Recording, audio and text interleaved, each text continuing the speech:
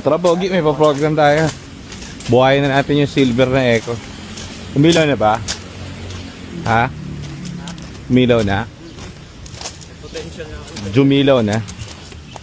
So ito yung silver natin na eco. Ang problema na, ito yung kinuha namin sa lote hindi na namin naasikaso dahil inantay namin yung computer box bago. Ito yung bagong computer box, pa-program natin. Ito sa kabila, gusto ko katabi kita Nalulung ko to pag di kita katabi. Try mo na start? Oo, pero wala Walang function Andyan, So ang nangyayari dito, wala Wala lang. Wala lalabas.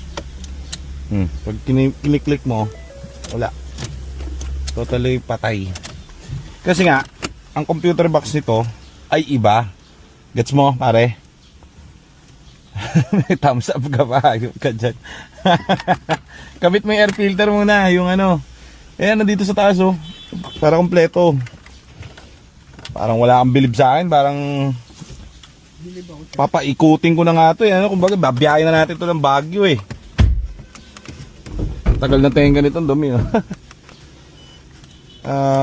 ito yung sa kinuha namin sa lote dati. If mababalikan niyo yung vlog natin dati. Ngayon natenga to kasi nung binili namin to ito lang yung tingin ko. Nung pagkabili namin, nabayaran na namin to, then binalikan na namin ito pabalik. Bumalik na kami doon sa lote para kuhanin to dahil nabayaran na. Ang nangyari, iba na yung computer box na nakakabit. So olats. Naghintay pa kami ngayon ng bagong computer box. So dumating na yung computer box. Ha? Wala to. Nakakabit na lang dun. Saan yan? Wala sa kabila Dito ata. John, may last one. May papagawa ko sa'yo. Nakita mo yung halika, dito ka sa kabila dito.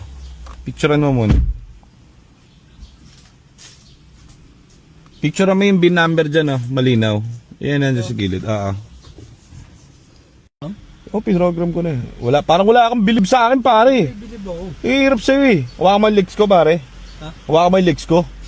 Parang wala kang bilib Okay So ito na yung galing sa Yarda. Pinoprogram na natin. So sana pag na-program na yung bago, kasi na isang ECU niya. Ako na yung isang ECU. So, ang ginawa dito, di ba, binili namin sa yard. Okay siya, na-check namin lahat. Hindi naman kami bibili na sablay. Pagkabili namin, o di yung mangyari doon, babayaran mo muna sa office sa Makati. So, yung Yarda is nasa Laguna. Binayaran na namin, full payment, 3 kotse. Kinabukasan, babalikan na namin. Dala na namin yung resibo sa Makati. Pagbalik namin, tinignan namin tong unit na to. Kasi hindi okay na di ba? Sabi ko, ba't ganun? Parang nagbago. Parang wala na indicator. Hindi na lumalabas, wala na lumalabas sa dashboard. Pagkita namin, iba yung nakakabit na ECU. Kinangkong. Sabi ko, naku po, patay tayo dyan. Kinangkong pala. Kinangkong. So, kumbaga, a day pagkabayad namin, bago kami dumating, nawala yung computer box. Pinalitan ng ibang computer box, tapos yung computer box na kinabit, bukas na. Kumbaga nakaano na. Ito tong nabuksan na to tapos puro kalawang. Sabi ko anak ng tip ako lang. Nadali pa. Charge to experience, may ganun pala. At least alam na natin ngayon, 'di ba pare? Kasama mo. Baka may legs ko pare. Initignan ko lang baka mamaya sablay ka Puta pare, baka mamaya hindi ko alam ano ka pala pare. Straight ako. Straight ka pare sigurado ka Straight ako. Yan ang gusto ko pare, straight. So sana pumasok sa program to para tapos na tayo dito at malabas na natin to. Pare hindi ako pwede gumalaw pare, baka mawala yung program ko pare. Hay ang init Aljon. Okay, so na-program na natin. Kanina hindi nababasa yung PCM. Ngayon nababasa na. Kasi naka-start na. So ang gagawin natin, ang code na lang niya, nababasa na yung iba. IPC na nababasa, communicate with body control module. Kailangan nga yan. Kailangan i-program pa isa-isa yan. Pero importante ito. Camshaft position. Actuator A, open circuit, bank 1. Camshaft position. Unti na lang ang ating error dyan. Ayaw pa rin may start eh. Pero may indicator na siya, may ilaw na. Ayan. Gusto niya na umi-start kaso kulang. So, syempre, ang gagawin natin, dahil nabuhay na natin yung PCM, fuse lang siya, pinalitan natin. Tignan natin yung camshaft na ano dyan sa labas. Yung position sensor. Hindi ka, para matuto ka. Kala ka marunong ako eh. So, camshaft position sensor circuit low. Ito. Hoy! Nakabunot! Nakabunot! Alauna!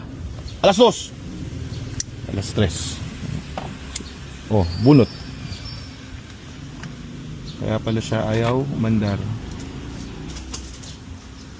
Kabit na natin. Wala to. Asan?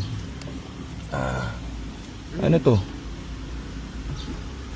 Yaman mo muna yan. Aha. Hindi, may nakakabit doon ah. Oxygen sensor yata.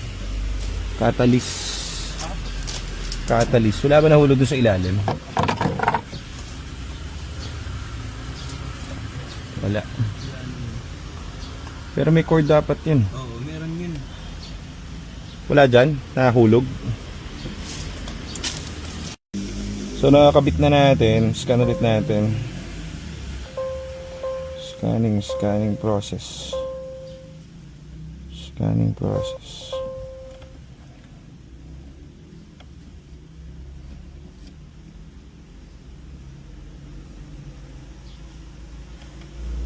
Ay buhay, napakainit John.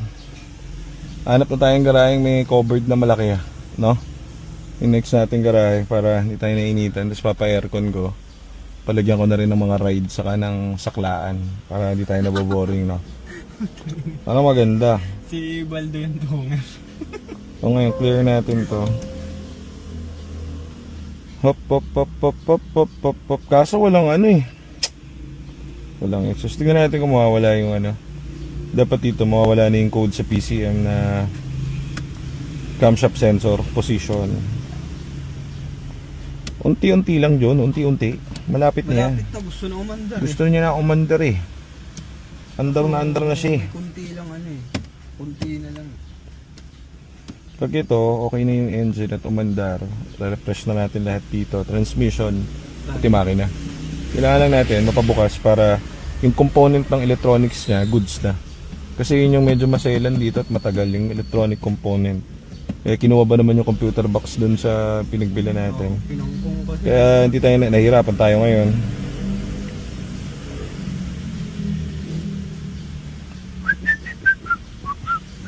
Init.